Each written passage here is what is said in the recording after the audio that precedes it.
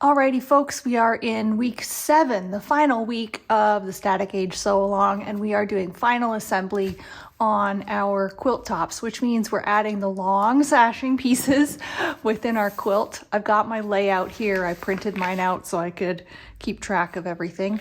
And I'm just adding these longer sections. There are 1, 2, 3, 4 of them for this reflected layout. On the tossed layout, there's also a vertical section, but I'm going to show you basically what I do. It's pretty straightforward. These sections are pretty long, right? So this is 60 inches for this large size of the reflected layout, and fabric, at least quilting cotton, doesn't usually come in 60-inch widths. Most of it is usually 42 to 44 inches wide. So if I've got yardage, I cut full width. So here's a strip here that's about 42, 44 inches wide. And then I've taken a couple of these strips and I've just cut them in half. So that gives me another 20 or so inches, 21 inches. So there's my full length. Here's a shorter section, the 20-inch section. And I'm going to sew these together. That's going to give me more than 60 inches wide. But that'll be great. That'll be plenty. I'll use this to put 2 of these rows together. And then I'm just going to trim off the excess. So you don't have to cut these exact to 60 inches or whatever the width is. You can make them longer, get your sections pieced together, and then trim off the edges. Okay, does that make sense?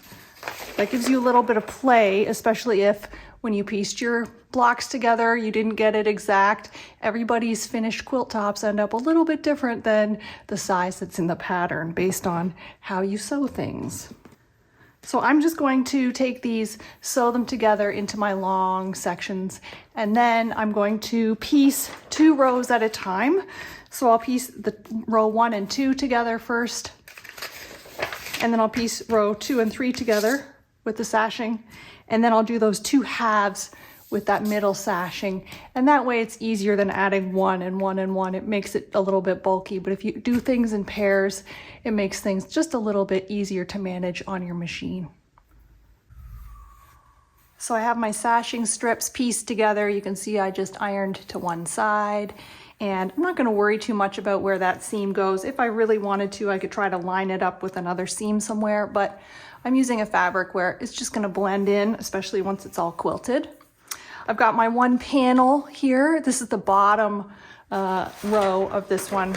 I'm just starting at the bottom because that's the order I've got them stacked in. So I'll start with the bottom, and I'm just going to add it to here. So I want my strip on the top because it'll be easier to see as I go under my machine. I just have to be cognizant of where these folds are and make sure that they don't flip over while under my presser foot. And I'm just going to pin this, and I might actually even, because I've got lots of extra, I might even pin it with a little bit extra on this side. So even if it's not lined up, I can trim that off because I've got lots of play here. Okay, and then I'm just going to pin this and sew it with a 1/4 inch.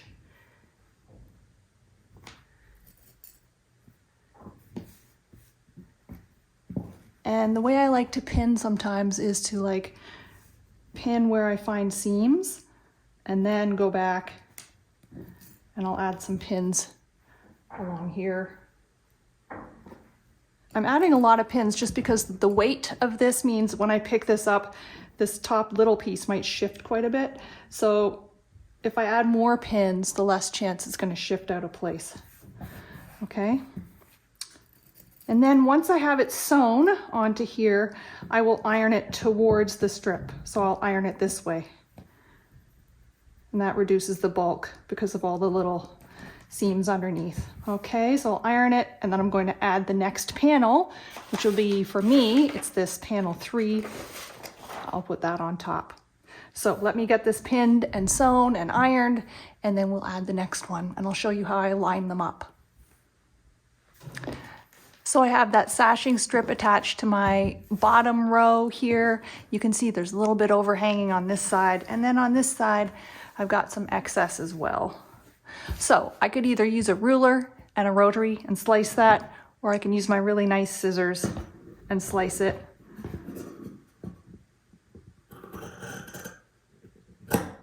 Because I'm wild and I like to take chances, so I'm pretty accurate with scissors. But if you want perfection, you can use your rotary and your ruler to slice them off.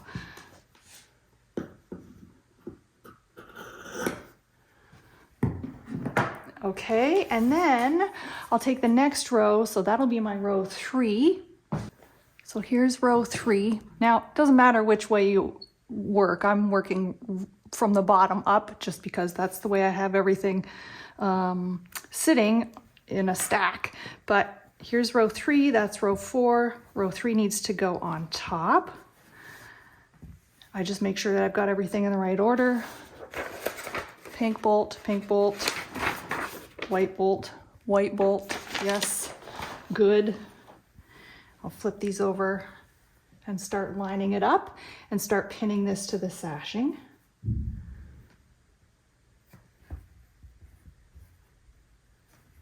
And I'll be able to tell that everything is lined up because my seams for this one will be lining up with my seams on row 4. So the row 3 seams should be lining up with the row 4 seams, and then that means everything will be nice and lined up, okay?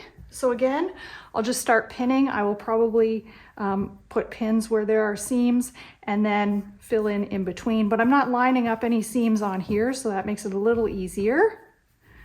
But I do want to, another way to do it is to fold down. It's hard to see here. I'll just zoom in. I can see there's a seam here. It should line up with this one.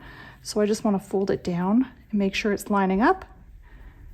And I might even just start there and then work my way each way.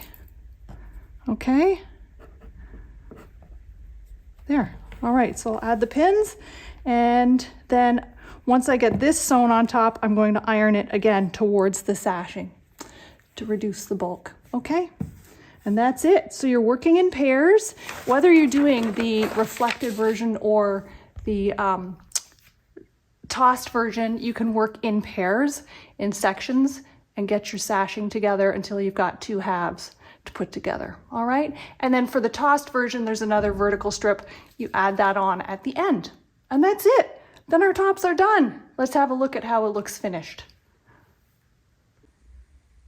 Okay. I'm doing this handheld, so hopefully it's not too shaky, but I've added all my sashing strips in between the rows. I've squared them all up, so I've trimmed off any little excess bits that were sticking out from the edges.